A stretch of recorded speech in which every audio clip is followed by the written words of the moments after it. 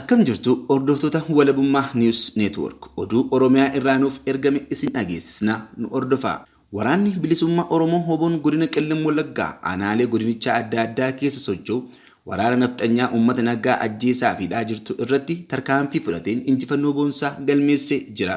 Waraanni bilisummaa Oromoo godina Qellem Wallaggaa keessa socho'u tibbana waraana goolessituu ergama Abiyyi Ahmediin qofa galmaan ga'uuf bobbaate hidhannoo guutuun fiigaa jirtu irratti Hoboon tarkaanfii boonsaa fudhatee jira. Amajji 10/2021 godina Qellem Wallaggaa aanaa Yamaaloogii Walal ganda Daallee Saasii bakka addaa Caffee Likkii iddoo jedhamutti Hoboon aanicha keessa socho'u waraana PP humna addaa jettee of waamtu osoo uummata nagaa ajjeestee bineensa nyaachisuuf deemaa jirtu Hoboon dura dhaabbachuun loltoota diinaa namoota 50 ol tarkaanfii irratti fudhateen du'aa fi madoon adabee injifannoo boonsaa galmeessee jira. Haaluma wal fakkaatuun achuma godina Qellem Wallaggaa aanaa Daallee Waabara ganda Baddeeyyii jedhamutti Hoboon tarkaanfii diina irratti fudhateen meeshaalee waraanaa kanneen akka rasaasa bireenii 1250 boombii harkaa fi meeshaalee waraanaa adda addaa diina irraa hiikkate injifannoo boonsaa galmeessee jira.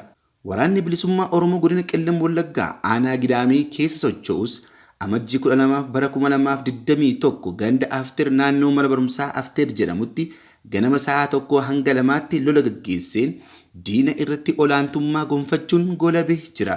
Gama birootiin sabni Oromoo kaaba Oromiyaa godina Walloo aanaa Baatee keessa jiru yeroo ammaa akkuma godinaalee Oromiyaa biroo humna addaa waraana Affaariin ajjeefamaa fi buqqifamaa jiraachuun dubbatame. Godina Walloo aanaa Baatee ganda Fal'aanaa jedhamuun beekamu keessa humni addaa naannoo Affaar uummata Oromoo nagaa irratti dhukaasa banuun uummata qe'ee fi qabeenya isaa irraa buqqisaa jiraachuun odeeffannoon naannoo sana irraa nu qaqqabe ni dhugoomsa.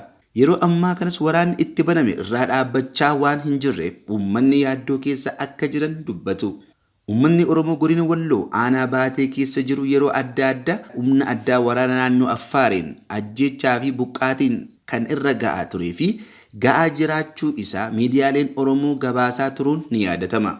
Hordoftoota walabummaa News Network odeeffannoo kana yeroodhaan isin qaqqabsiisuu dhabuu keenyaaf dhiifama isin gaafachaa sababa neetwoorkiin naannoo sana yeroo dheeraaf hojjechaa hin jirreef odeeffannoo qabatamaa fi qulqulluu akkaataa barbaadamuun dhiyeessuuf waan nu danqeef ta'uu akka hubattan jecha oduun yeroo kanaaf qabanni jirru kanuma qophiilee keenya afan wajjin turtii gaarii.